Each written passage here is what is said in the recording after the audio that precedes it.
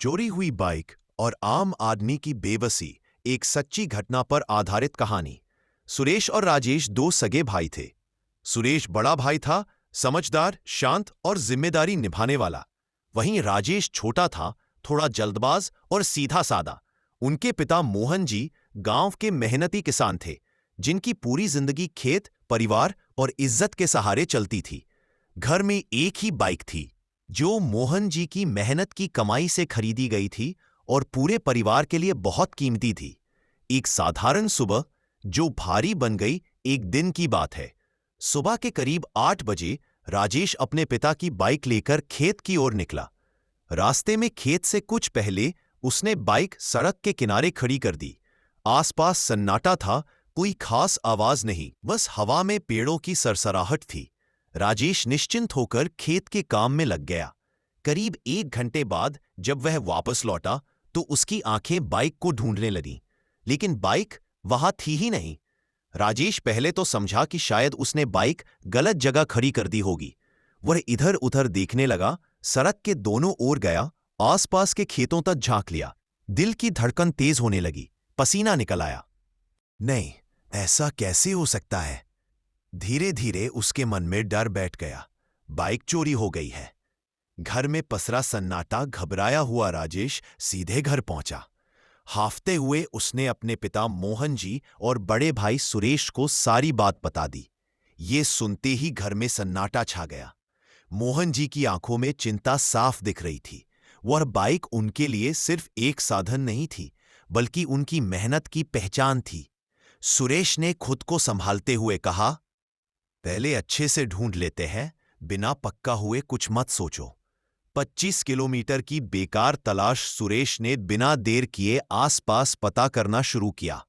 गांव, पास के रास्ते, घड़ी और कृषि क्षेत्र। करीब 25 किलोमीटर तक उन्होंने हर जगह पूछताछ की। किसी ढाबे पर, किसी चौराहे पर, किसी जान पहचान वाले से, लेकिन हर जगह से एक ही जवाब मिला, नहीं, हमने ऐसी कोई बाइक नहीं देखी। शाम तक सुरेश पूरी तरह थक चुका था। उम्मीद धीरे धीरे टूट रही थी। अंत में हार मानकर सब घर लौट आए।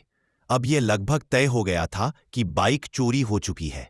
पुलिस, थाना और आम आदमी की उम्मीद, घर में सबकी आपसी सहमति से यह तय हुआ कि अब पुलिस। दोपहर करीब 2 बजे मोहन जी और सुरेश पुलिस थाने पहुंचे। उन्होंने एक आवेदन पत्र कंप्यूटर से टाइप करवाया। पूरी जानकारी, समय, जगह, बाइक का नंबर, सब कुछ। उन्हें उम्मीद थी कि अब एफआईआर दर्ज होगी और पुलिस मदद करेगी। लेकिन पुलिस थाने का माहौल बिल्कुल अलग था। निराशा और बेरुखी। थाने में मौजूद हेड कांस्टेबल ने आवेदन तो लिया, लेकिन चेहरे पर कोई गंभीरता नहीं थी। उसने लापरवाही से कहा, ठीक है, साहब से पूछकर बताएंगे कि कार्यवाही करनी है या नहीं, अभी कुछ कहा नहीं जा सकता। सुरेश ने विनम्रता से कहा, सर, बाइक चोरी हो गई है, एफआईआर दर्ज हो जाएगी तो। कांस्टेबल ने बात काटते हुए कहा, अरे, कई बार लोग भूल जाते हैं, बाद में गाड़ी मिल जाती है, अभी जाओ।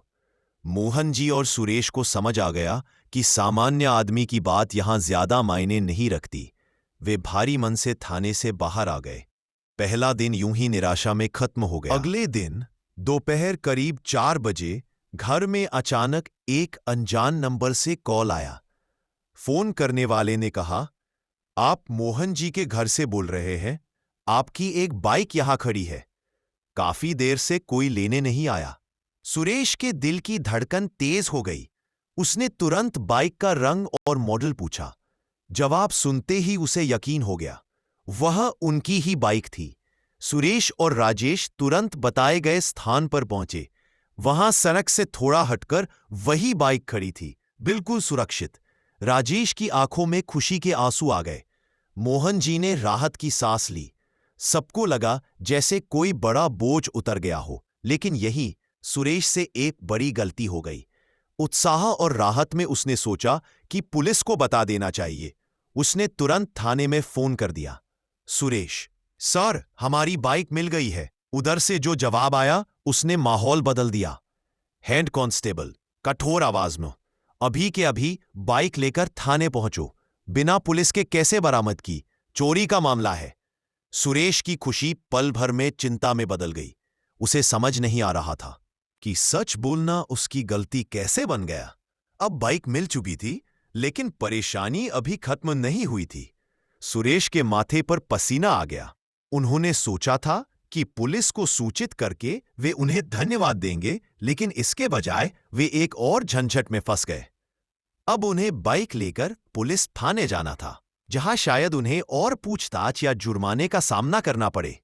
क्या आप चाहते हैं कि मैं इस कहानी को आगे बढ़ाऊं और बताऊं कि पुलिस थाने में राजेश, सुरेश और मोहन जी के साथ क्या हुआ? अगर आपको आगे की स्टोरी जाननी है, तो वीडियो को लाइक करें, शेयर करें और चैनल को सब्सक्राइब करें। धन्यवाद।